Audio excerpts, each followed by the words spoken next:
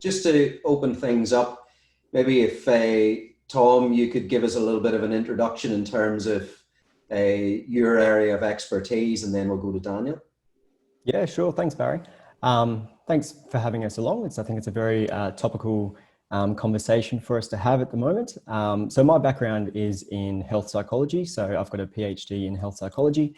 My specific area of research really focuses on, human motivation and human performance.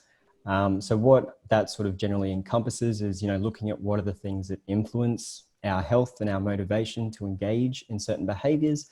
So I've done research looking at mental toughness and resilience in the context of health. So I very much focus on what influences essentially our performance and our motivation in a sort of a broad sense of the word, I guess you could say. Thank you, Tom. Daniel. Hello. Yeah. So I'm a doctor of clinical psychology. So I've also done my PhD within the same institution as Tom as well, within health psychology. But I have training within clinical psychology too. So it's kind of the training that I've done is like this double masters of clinical psych and the PhD in health psychology. So my broad interests are within both understanding the psychological processes that underpin both physical health conditions and health more broadly. So I'm a director of a organization called the Center of Relational and Sexual Wellbeing. So I have a lot of interest in understanding both individuals and couples and some of the mental health and physical health processes that go there, as well as more broadly the idea of flourishing and how do we both make sure that we optimize our physical and mental health overall. Thank you. I'm going to open up with a question that was sent to me really around today's topic being resilience, but resilience is a term that's bandied around very regularly in some fairly loose terms. What is it? How do you define it? How do we build it? How do we use it to help others? Yeah, and as you were saying, it is one of those terms that is sort of thrown around, and I think it's thrown around quite a bit because it's actually one that's pretty hard to really determine what it is, because we often use it in so many different contexts.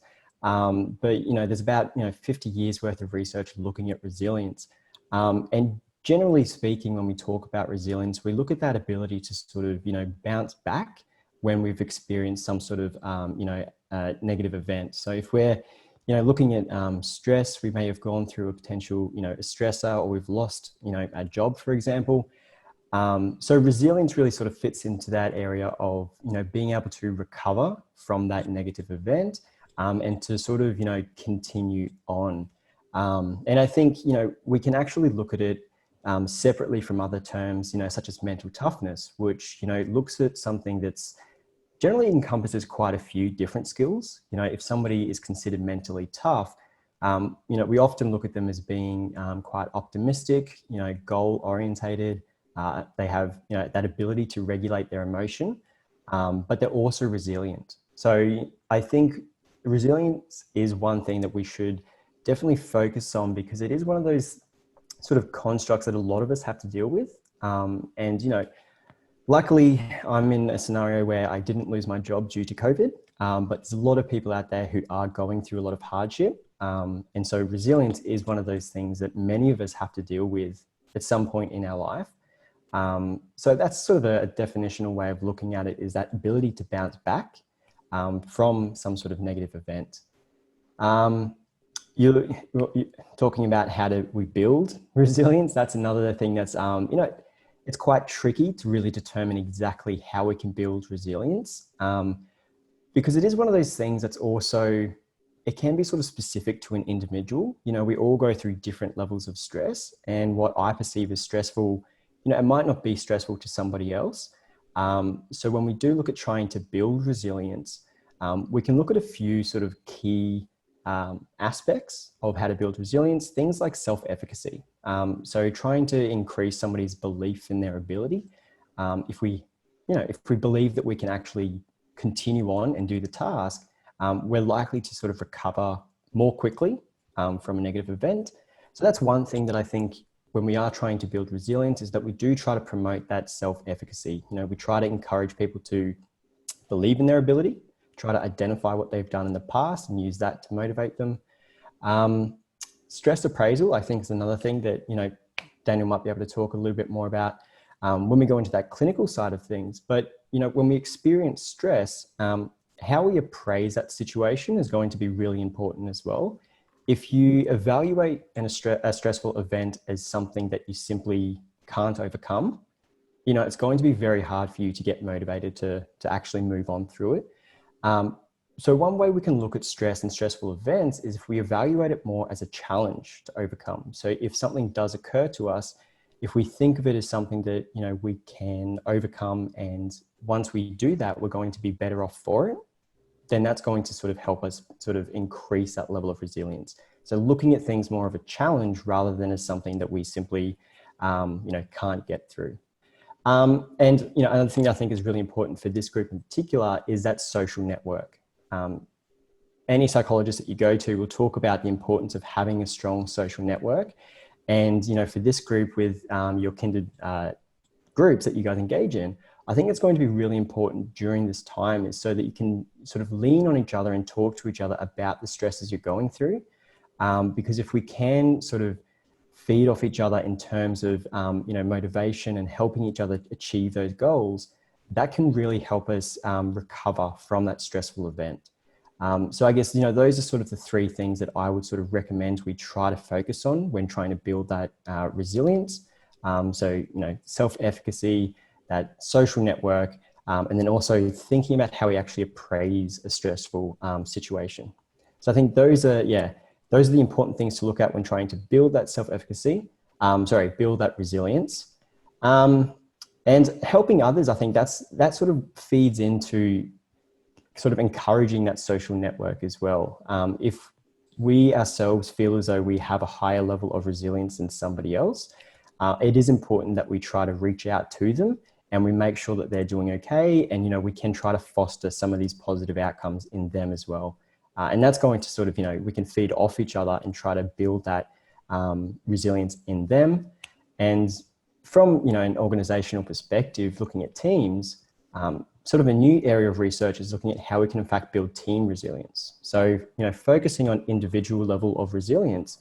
But if we have that good social connection and we have those social norms in place, we can actually use that resilience as a team to sort of improve team morale and team performance as well. So I think, does that sort of cover generally what resilience sort of Can I quickly add a couple of things? Yeah, go for it. Cool. So I agree with everything you're saying as well. So for me, the resilience is about the adaptation, about the process of adapting, about being flexible. So I just want to, so Tom kind of touched on that, but I really want to stress that to be flexible, to adapt. So when you're resilient, it doesn't mean you have to adapt without pain. It doesn't mean you have to adapt without caring. And it doesn't mean you have to easily adapt. I think too often when we think of someone who's resilient, we think that they somehow don't care about things, that they can just push through anything. But we can both be resilient and still really suffer. We can still be resilient and have stress and anxiety. And often when we experience these things like stress or anxiety, we kind of say, well, I mustn't be resilient. And that's absolutely not true. Most of us, as long as we're being flexible, that's kind of the most central part to what resilience is.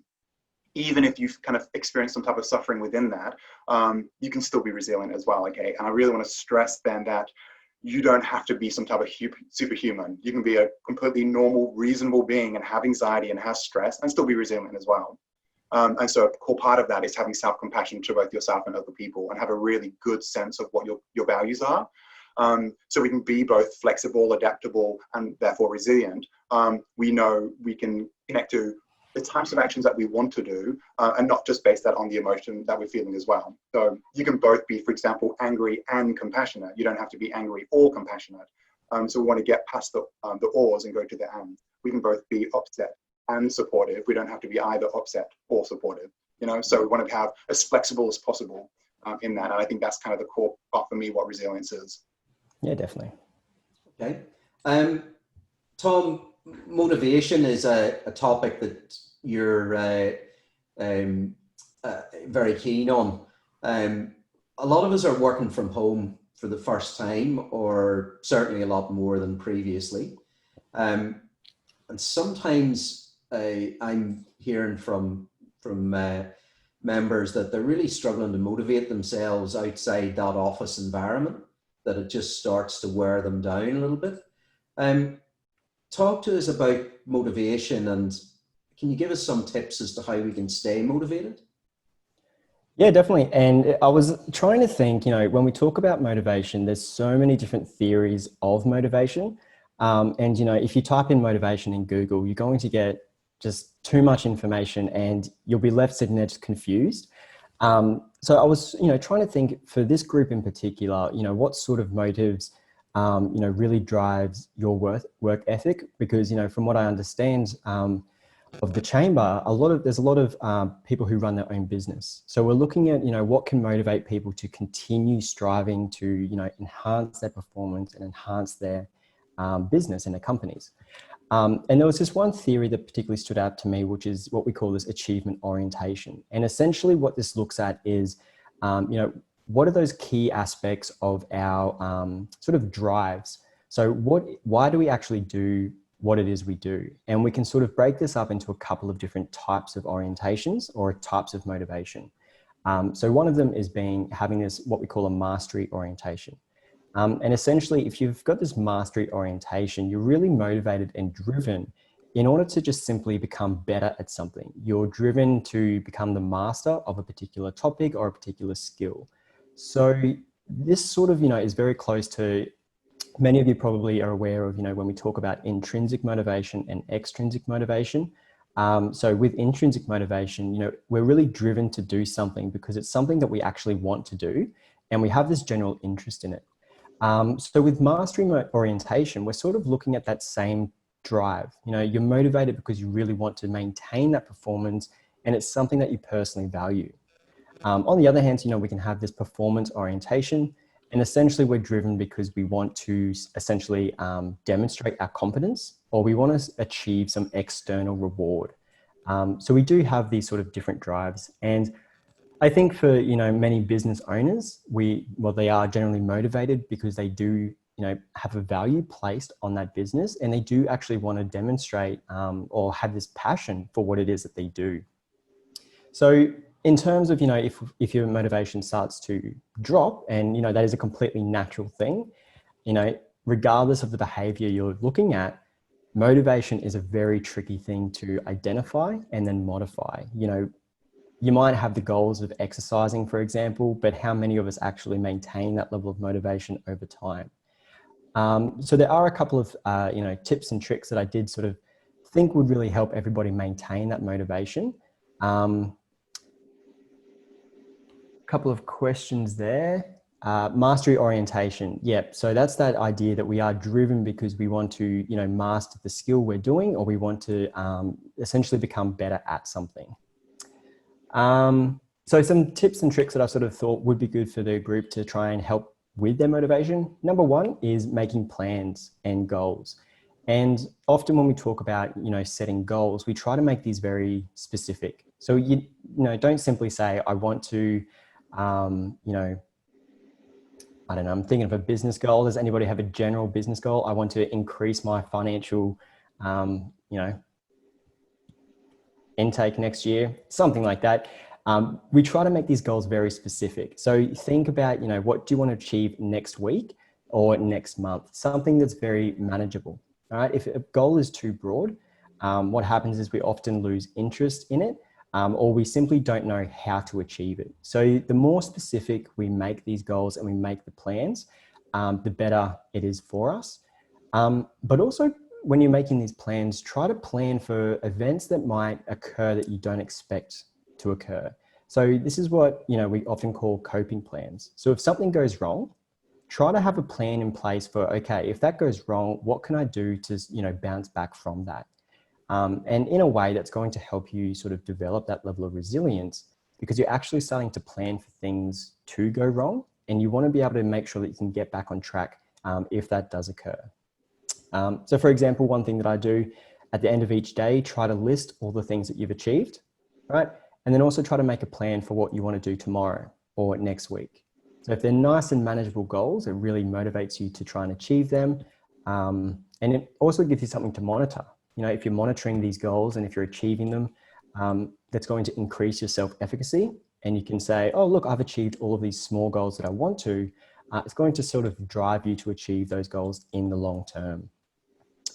Another thing that I thought would, help increase that mastery orientation is finding things that provide some form of satisfaction, right? Sometimes it's very hard if you're in a job that you're not necessarily passionate about. Sometimes it might be hard to feel satisfied in certain jobs. But if you can find any little jobs that help increase that level of satisfaction, then that's going to sort of increase that intrinsic motivation, and you're going to want to continue on because you're getting that sort of reward that's internal. You're feeling satisfied that what you've done is going to lead to something a little bit more. And then a final sort of point, I think, again, is to, use these social connections that you have.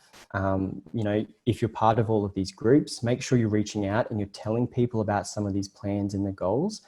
If others are aware of what plans you want to set, they can sort of hold you accountable. And that's actually a pretty good motivator. You can talk about where you may have struggled, or you can talk about, what you achieved. And that sort of can increase your self-efficacy by identifying to them, look, this is what I did this week, and it's actually a really good thing. So those are some sort of little tips to help you stay motivated. But I guess broadly, what I do want to emphasize is that motivation doesn't work for everybody. Some of these tips might work for others and they won't work for somebody else. So it is about experimenting and figuring out, what's good for me and what motivates me, and sort of focusing on that why. Why am I doing something? Why do I want to achieve this?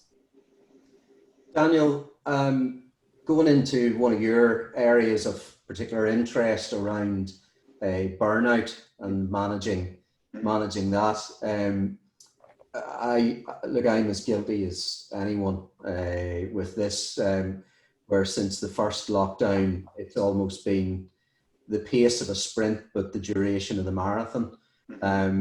For some of us, it was, they just, wanted to get into that roll your sleeves up, try and help mode. For others, probably a bit of self-preservation, thinking, oh, if the business is going to struggle, then I want to be the kid with a gold star. And, for others, it's just been wanting to stay busy and, ensure that they have every opportunity that they can to take their mind off not great news that's coming out. How do we identify when we're getting towards burnout, and what can we do about it? So burnout has three broad features. So there is emotional exhaustion, depersonalization, and things that relate to our beliefs around our personal accomplishment. So that emotional exhaustion is feeling drained or fatigued, easily frustrated or irritable. The depersonalization is that kind of sense of detachment from others, a feeling of cynicism towards others as well, and just a kind of a general insensitivity towards how other people are feeling or acting. And that regarding personal accomplishment, it's often we just are dealing with things far more ineffectively, perhaps negatively influencing others. We've just got lots of unaccomplished goals, or we're maybe adding to a broader sense of a tense atmosphere. But these are kind of like when I'm assessing for burnout within a client, those are kind of the three broad areas that I'm looking at. And then I'm thinking about very specific symptoms as well. So those symptoms kind of cluster into four things. So there's the emotional symptoms, so just feeling low or irritable or flat. The social symptoms, which is being more withdrawn, maybe disconnected or very argumentative within your social connections. There's those physical symptoms as well, so the fatigue, the over or undersleeping, either a really poor appetite or perhaps eating everything in sight. And then there's the cognitive symptoms as well. So that's when you're noticing you have just a poorer memory than usual, you can't concentrate, your attention seems to be all over the place, or you're very, very focused on negative things. Now, of course, lots of us experience all different parts of those at different points, right? Lots of those are just normal symptoms of when we're feeling overwhelmed in general. But I suppose when these are persistent, these symptoms are present more often than not over several months in particular, then I think it's definitely going to be something that are more of a concern. Often it's actually other people who are going to notice these things more than us. Burnout is very insidious. It kind of happens slowly and incrementally, where it's only one thing comes up at a time. And before we know it, all of these three clusters are kind of happening together. And it's typically other people that are going to notice that, because they're going to be like, I don't want to hang out with Barry anymore. Gee whiz, like all he talks about is how crap the world is at the moment. And you seem to, again, be very irritable and argumentative all the time. But again, I just want to point out that burnout can look very differently in two different people. So that one person may be flat and low, very apathetic, just completely disengaged, while another person may be that kind of fiery, quick to react, highly critical. Maybe their productivity has gone down, but they're blaming everyone else for it as well. So it can look different in different people. The best way that we can then get that is making sure that we are keeping them with those social connections. And that's one thing, again, about why I love this group, is because clearly you're all very, very connected with each other, and you have your kindred networks as well, which are very supportive. I suppose we have to be courageous enough to ask for help and humble enough to accept that help as well. So if other people are gently letting us know that they seem to just notice a bit of a change in us at the moment, maybe being open enough to hear them, because most likely it's going to come from a very, very loving place, a very caring place, where we're just trying to help each other out. I want to stress, though, that all of us, no one at the moment is working from home. We're working from home in a global pandemic, right? So the normal rules don't apply. And I think it's completely normal and reasonable that all of us are going to be experiencing a sense of stress and anxiety and exhaustion at times at the moment. And we're all only human. So that's why, again, I want to reiterate, we have to be compassionate and kind to ourselves. We simply aren't going to get done as much as we normally would in this time as well, particularly at home. When we look at like the productivity and efficiency literature within the organizational psychology world, we see that at work in particular, there's the performance of working. So we're at a desk and we're typing and we're scratching our head and we're talking to others. Where at home, the only way we know we can show that we're working is by our output. So by losing that performative aspect, I think lots of us who are very conscientious, they're not trying to increase the output to really prove, look how much I'm working, I swear I'm doing something, I swear I'm not slacking off. But again, that's actually highly unhelpful when overall we end up being far more inefficient because we're just bloody knackered all the time. So again, I think we just need to slow down that little bit, make sure we're purposely engaging in self-care activities that doesn't include screen time, things like reading, artwork. Again, not always at the moment, we can't connect with people face to face, but by doing things that don't simply require screen time, I think it's so important for us to both cognitively to disengage from those things as well, to kind of charge up again. It's kind of a really kind of brief introduction to some of the things that the signs and warning signs that we can work out. I'm happy to answer more specific questions as well if other people want to know, but that's probably a nice introduction to it. Okay, and you know, based on what you're saying, it's absolutely okay if you've had a tough morning, you're feeling like you're running out of gas a little bit. Go away from the computer, go and get a bit of fresh air, have a walk around, do something that sort of disconnects you from the workplace to allow yourself that space to. This is, again, just so important because, again, we're with this performative aspect of work. We know already, the literature says that when we're in the workplace, we're actually not that efficient. Lots of the time, we're talking to other people, we're on Facebook for a bit, we disconnect, we have a moment, we go for a coffee break, and that's completely normal and okay. And all those little things allow us to disengage when we're at work. Now, again, we're so often highly conscientious that we want to constantly prove to our bosses, to other people, that we are doing enough at the moment. So we're more likely right now to constantly just push through those times, and we don't need to. It's completely fine, of course, to go disconnect. And actually, we're much more likely to be efficient when we do that. Bums on seat doesn't equal efficiency. Actually, the amount of work you end up doing is efficiency. So important that as a human being, we have to be able to disconnect. So going for that 15-minute walk, going for that cup of coffee in your living room, please do it. It's going to be good for you and the company. You don't go for the cup of coffee in the living room and turn on 24-hour news streaming to yes, burden yourself with. Exactly. But that's another really important point. So there's so much I could say about this, but I'm trying to rein it back. So we are designed as humans to be very, very focused on threat perceptions. So when we see threat, automatically activated within us is that kind of flight or fight response. Right now, we're constantly getting warning signs of threat, real threat as well. This is not just like perceived threat, this is genuine threat.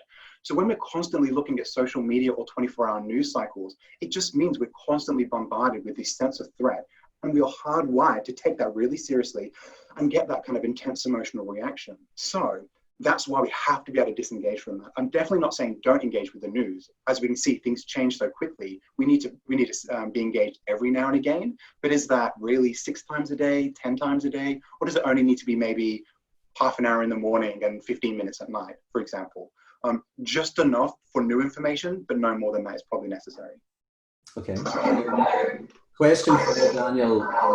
3 things that signified burnout, just to recap those. Sure, yeah. So one of them is emotional exhaustion. Emotional exhaustion. So that's the idea of being drained or fatigued, easily frustrated or irritable. Then there's depersonalization. So depersonalization is that sense of detachment from other people. When you become very cynical about other people and just has a greater sense of sensitivity.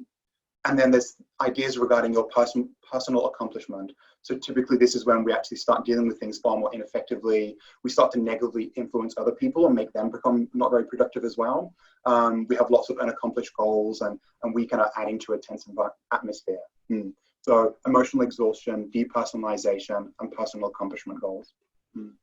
Okay, I've got a question for both of you around the scenario where like this isn't happening for me and those like me in Victoria, but for other states, as having been working from home, people are starting to return to the office or being asked to return to the office, and they're just a bit uneasy about it. How do we work through that? One thing is we have to go at our own pace, right? There are no rules. There is no rule book. There's no guidebook to know how we're meant to do this. And most of the time we're all winging it. So I think we have to go at our own pace. And if we are a little bit more worried because of our own health issues, we have to be able to allow for that as well. And from what I'm hearing, most organizations are being fairly flexible with allowing people to do that. The other thing to realize is though, you're going to probably be anxious. Like that's okay. And I think sometimes we take feelings of anxiety or stress to be always a bad thing. And all it signifies at the moment is that you are a normal human being and you're allowed to sometimes feel overwhelmed and uncomfortable.